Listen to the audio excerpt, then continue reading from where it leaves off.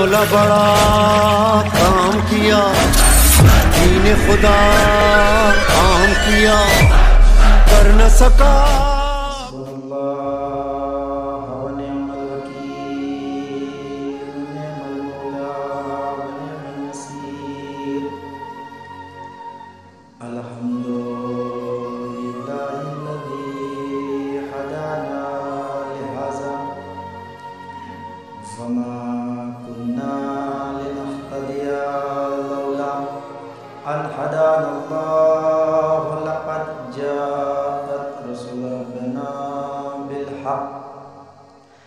الصلاة والسلام على صاحب دعوة النبوية وسولة الحيدرية والقسمة الفاطمية والعلم الحسنية والشجاعة الحسينية والعبادة السجادية والمعاصر الباقرية والآثار الجعفرية والعلوم الكاظمية والحجج الرضوية والجود التقوية والنقابة النقوية والهيبة العسكرية والهيبة الإلهية مولانا الثقلين جد الحسن والحسين بالقاسم محمد وآله الطيبين الطاهرين المعصومين والمظلومين. أما بعد فقد قال رسول الله صلى الله عليه وآله وسلم بسم الله الرحمن الرحيم إن الحسين مصباح الهدى وسفينة النجاة. سلام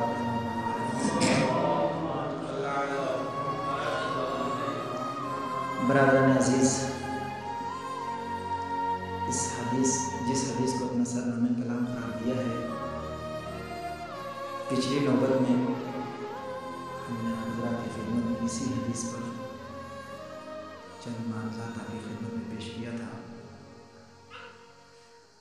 اور یہ مشہور و معروف حدیث ہے کہ جس حدیث میں رسول اکرم صلی اللہ علیہ وآلہ وسلم صلوات نے ارشاد فرمایا کہ ان الحسین مصباح الہدی و سفینۃ النجات، کہ بے شک حسین ہدایت کا چراغ ہے اور سفینہ نجات ہے۔ اگر اس حدیث کی بلندی کو دیکھنا ہے تو یہ دیکھیے کہ اس کو بیان کرنے والا کون ہے۔ اس کو بیان کرنے والا کوئی اور نہیں بلکہ وہ ہے کہ جو وما ینطق عن الہویٰ کا مصداق ہے، وہ کچھ کلام کرتا ہی نہیں جب تک کہ کوئی وحی نہ ہو۔ اگر اس حدیث کی معراج کو دیکھنا ہے تو یہ دیکھیے کہ آسمان کے داہنی طرف یہ حدیث مرقوم ہے کہ جس کو خود رسول اکرم صلی اللہ علیہ وآلہ وسلم نے ارشاد فرمایا کہ مکتوب عن یمین العرش مصباح ہادی و سفینۃ النجات، یعنی یہ حدیث آسمان کے داہنی طرف لکھی ہوئی ہے۔ اگر اس حدیث کی وسعت کو دیکھنا ہے، اگر اس حدیث کی وسعت کو دیکھنا ہے تو یہ دیکھیے کہ یہ حدیث کس کے بارے میں بیان کی جا رہی ہے۔ یہ حدیث سید الشہداء امام حسین علیہ السلام کے ان القاب کی طرف اشارہ کیا جا رہا ہے کہ جس میں امام حسین کے القاب میں کہا گیا کہ امام حسین مصباح الہدی ہیں، ہدایت کے چراغ ہیں اور سفینہ نجات ہیں۔ عزیزان محترم، اگر کوئی انسان اگر امام حسین کے در پر آ جائے اور ان سے مل جائے تو یقیناً وہ پستیوں سے، غلاظتوں سے، جہالت سے، تاریکیوں سے نکل کر کے وہ ایک نور کی طرف آتا ہے اور اس معراج پر پہنچ جاتا ہے کہ جہاں پر دیکھنے والے دیکھ کر کے یہ کہتے ہیں کہ یہ مصباح حسینی ہے۔ عزیزان محترم، دیکھنے والے دیکھ کر کے یہ کہتے ہیں کہ یہ مصباح حسینی ہے۔ امام حسین علیہ السلام ایک ہدایت کا چراغ بن کر کے آئے تھے، اور امام حسین نے کس طریقے سے ہدایت کو لوگوں تک پہنچایا، یہ تو لوگوں کے ذرس کی بات تھی۔ نور میں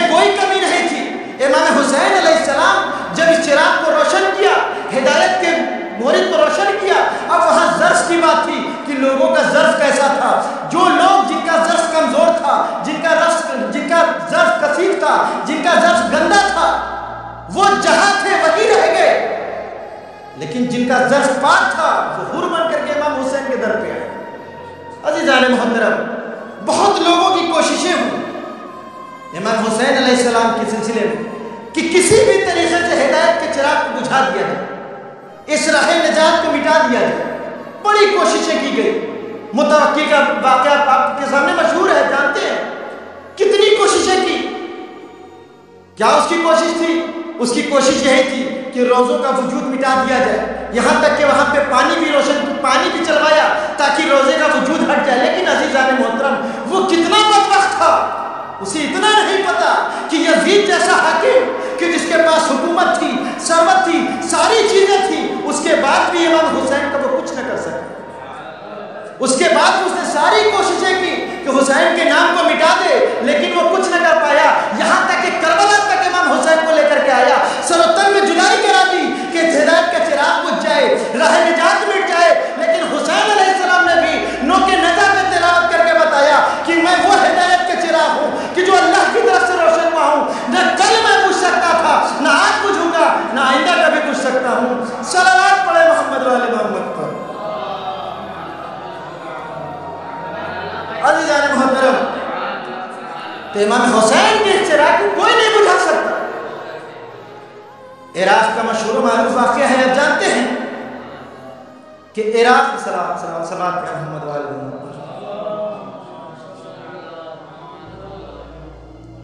عراق کا ایک مشہور شاعر ہے کہ جس کا نام جمال الدین موصلی یعنی موصل کا رہنے والا تھا۔ اس نے کیا کیا؟ موصل کے سلسلے میں آپ حضرات کو بیان کر دوں کہ موصل وہ شہر تھا کہ جس شہر میں یعنی از اول شروع سے لے کر کے آخر تک سوائے دشمنان اہل بیت کی کوئی پروان نہ چلا۔ وہاں پہ وہ لوگ تھے کہ جو ذکر اہل بیت کو ختم کرنے والے تھے۔ اس جگہ پر جمال الدین موصلی موجود تھے۔ خود ان کا واقعہ جس کو قاضی شستری نے نقل کیا ہے عزیزان محترم، لیکن میں نے آپ کے بارگاہ میں نے آپ کے سامنے جو میں نے شروع میں بیان کیا وہ پہلے ہی بیان کر دیا ہے کہ اس حدیث کی بلندی یہ ہے، اس حدیث کو وہ بیان کر رہا ہے جو وما ینطق عن الہوی کا مصداق ہے۔ اس حدیث کا مطلب یہ ہوا کہ یعنی چراغ امام حسین کو، ہدایت کے چراغ کو، سفینہ نجات کو پوری کائنات کے جتنے بھی لوگ ہیں اگر مٹانا چاہیں تو وہ کبھی مٹا نہیں سکتے۔ پوری کوشش کیا اس نے۔ قاضی شستری اس واقعے کو نقل کرتے ہیں، وہ بیان کرتے ہیں کہ اس کے والدین کہ جن کو کوئی اولاد نہ تھی، ان لوگوں نے منت مانی، ایک نظر مانی کہ اگر پروردگار عالم مجھے اگر ایک اولاد عطا کرے گا تو ہم اسے پروان چڑھا کر کے اور دشمن اہل بیت پر پروان چڑھائیں گے، تاکہ جب وہ بچہ میرا بڑا ہو تو جو بھی کربلا کا ظاہر ہے وہ ان کو قتل و غارت کرے، ان کے مال و اسباب کو لوٹے۔ کیا فکر تھی عزیزان محترم۔ اس نے دعا کی، پروردگار عالم نے اس کی دعا کو قبول بھی کر لیا اور اسے ایک اولاد عطا کی۔ جب یہ اس کا لڑکا بڑا ہوا، جب شباب کے عالم پر آیا، اس وقت اس کی ماں کہتی ہے میرے لال، جس چیز کے لیے میں نے تجھے مانگا تھا اب وہ وقت آ گیا ہے، اب تو بڑا ہو گیا ہے۔ اس کے ہاتھ میں ساری چیزیں، تلوار، نیزے، بھالے جو بھی ہوتے ہیں جہاد کے طریقے دیا، اور دینے کے بعد کہا دیکھو راہ کربلا پر بیٹھ جاؤ، ادھر سے کوئی بھی کاروان آئے ان کے اسباب کو لوٹ لینا، انہیں قتل کر دینا۔ لیکن عزیزو شاید اس کو پتہ نہ تھا، وہ جانتی نہیں تھی یا آخر یہ اپنے بیٹے سے کس چیز کی فرمائش کر رہی ہے، صرف اس لیے تاکہ کوئی امام حسین کو یاد نہ کر سکے، امام حسین کے نام کو مٹانے کی کوشش تھی۔ لیکن عزیزو اس کا نام کون مٹا سکتا ہے کہ جس کا وعدہ پروردگار عالم نے کیا ہے؟ اس کے نام کو کوئی نہیں مٹا سکتا۔ یہ راہ کربلا پر آ کر کے بیٹھ جاتا ہے۔ تاریخ نے لکھا، قاضی شستری نے اس واقعے کو لکھا، اور وہ لکھتے ہیں، کہتے ہیں کہ جب راہ کربلا پر یہ آیا جمال الدین موصلی، اور آنے کے بعد جب بیٹھا تو اس انتظار میں ہے کہ کوئی کاروان کربلا کی راہ سے آ رہا ہو تو ہم قتل و غارت کریں، اس کے مال و اسباب کو لوٹ لیں۔ اس ارادے سے بیٹھا تھا کہ اچانک اس کی آنکھوں پر نیند کا غلبہ ہوا، اور غلبہ ایسا ہوا کہ یہ اسی جگہ پر سو گیا۔ جیسے ہی اسے نیند آئی، اسی اثنا میں راہ کربلا سے ایک کاروان نمودار ہوا، اور وہ کاروان اس کے قریب آنے لگا، گرد و غبار اڑنے لگی۔ اب یہ کاروان جیسے جیسے اس کے قریب آ رہا ہے، ویسے ویسے اس کی آنکھوں پہ نیند کا غلبہ بڑھتا جا رہا ہے۔ وہ لکھتے ہیں کہ جب کاروان قریب آیا تو یہ بالکل بے خبر ہو چکا تھا، سو چکا تھا۔ کاروان آیا اور اس کے قریب سے گزر گیا، لیکن اسے کوئی خبر تک نہ ہوئی۔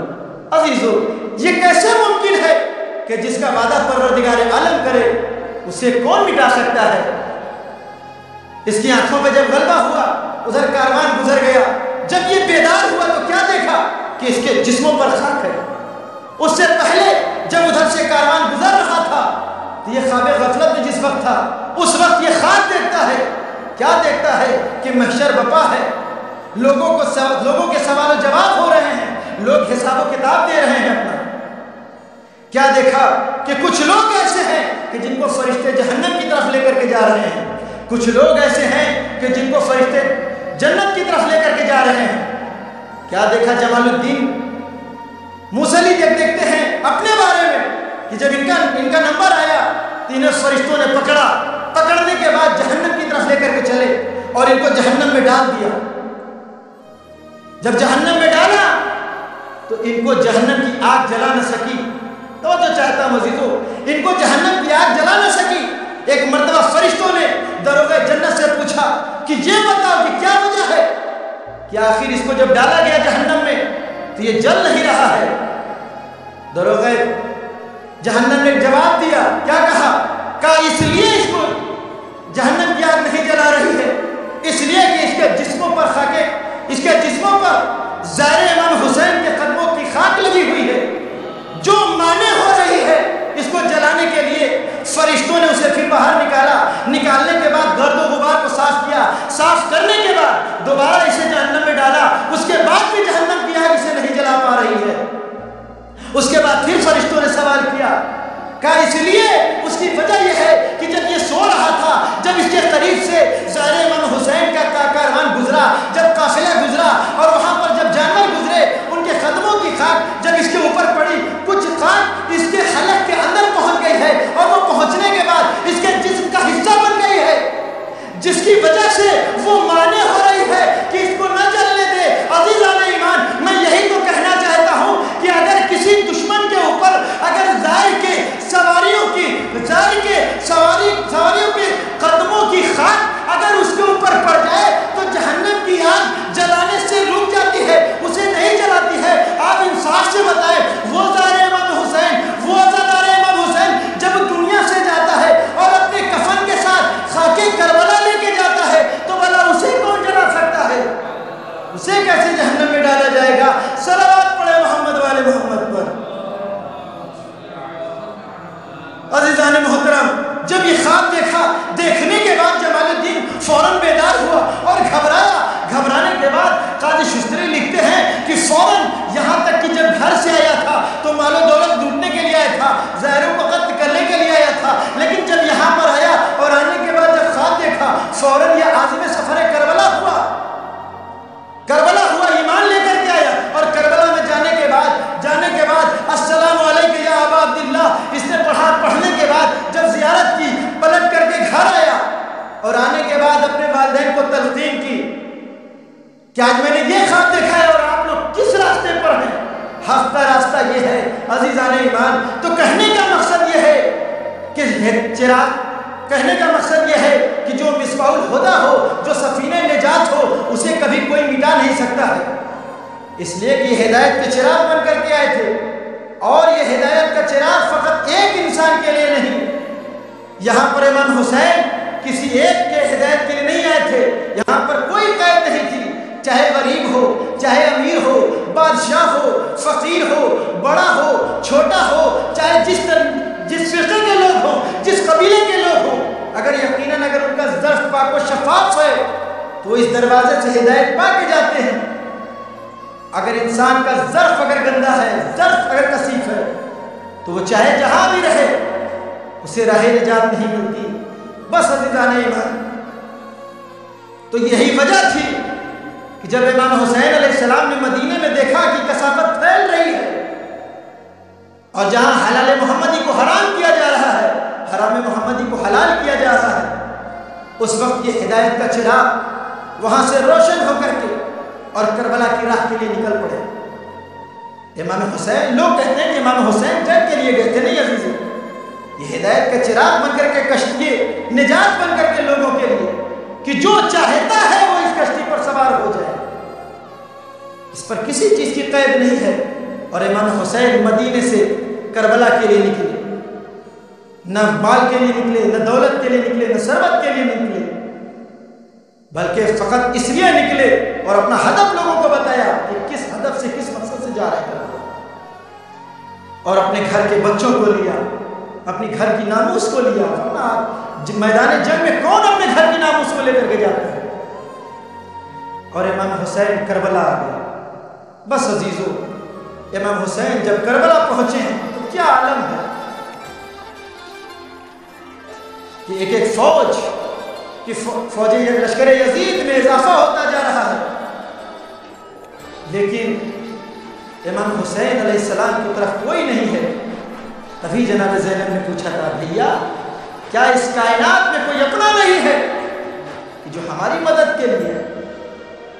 بس عزیزو، ایک وہ وقت بھی آیا کہ مقتل میں جب شب عاشور ہوئی اور امام حسین علیہ السلام ایک ایک خیمے کی طرف بڑھے، کیا دیکھا؟ ہر خیمے میں بیویاں ہیں جو اپنے اپنے بچوں کو یہ سب سمجھا رہی ہیں اور یہ بتا رہی ہیں کہ اے میرے لال، دیکھو جب صبح ہو تو سب سے پہلے تم اپنے آقا پر شہید ہو جانا، تم اپنے آقا پر قربان ہو جانا۔ مارکے کربلا کیا ہے عزادارو؟ امام حسین علیہ السلام ایک ایک خیمے کی طرف جاتے ہیں، کیا دیکھا؟ ایک خیمے میں جناب زینب کیوں نہ محمد کو لیے بیٹھی اور سمجھا رہی ہیں، اے میرے لال، دیکھو جب صبح ہو تو سب سے پہلے تم اپنے مامو جان پر قربان ہو جانا۔ ہاں عزادارو، اور آگے بڑھے، امام حسین کیا دیکھتے ہیں کہ ایک بی بی ہے جو جھولے کے قریب بیٹھی ہوئی ہے اور جھولے کو ہلا رہی ہے۔ عزادارو تصور تو کریں کہ 6 ماہ کا ششمہا ہے، وہ کیا سمجھے؟ لیکن نہیں عزادارو، یہ تو اس گھرانے سے ہے جو کشتی نجات ہے، اس گھرانے سے ہے۔ جناب اصغر کو جناب رباب سمجھا رہی ہیں، اے میرے لال، دیکھو جب صبح نمودار ہو تو تم سب سے پہلے اپنے بابا پر قربان ہو جانا، اجرکم اللہ۔ ہاں عزادارو، امام حسین علیہ السلام سب کو دیکھتے دیکھتے جاتے ہیں۔ ایک وقت وہ بھی آیا کہ جب صبح عاشور نمودار ہوئی امام حسین علیہ السلام کے، جب اصحاب و انصار، عزیز و اقربا جب میدان قتال میں جانے لگے، ایک ایک اصحاب جاتا تھا اور میدان قتال میں درجہ شہادت پر فائز ہوتا تھا۔ عزادارو، تصور کریں، آپ بھی صاحب اولاد ہیں اور اس چیز کو زیادہ سمجھ سکتے ہیں کہ ایک وقت جب وہ آیا کہ جب امام حسین کے قریب جب جناب علی اکبر آئے اور آنے کے بعد یہ کہا ہوگا کہ بابا مجھے مرنے کی اجازت دے دیجئے۔ عزادارو، امام حسین علیہ السلام نے کس طریقے سے اجازت دی ہوگی؟ ہاں عزادارو، جب کربلا میں کوئی نہ بچا، ایک مرتبہ امام حسین در خیمہ پر آئے اور آنے کے بعد کہا، یا زینب ام کلثوم علیکم منی السلام، اجرکم اللہ۔ امام حسین خیمے سے رخصت ہونے لگے، آپ صاحب اولاد ہیں، نفسیاتی جملہ ہے عزادارو، آپ بخوبی جانتے ہیں جن کی اولاد نہیں ہے پروردگار انہیں اولاد عطا کر دے۔ عزادارو، تصور کریں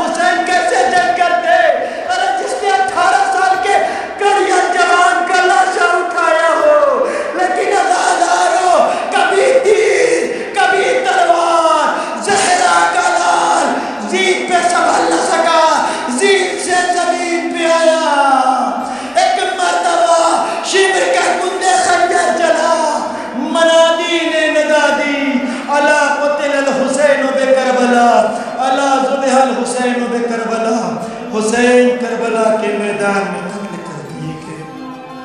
انا للہ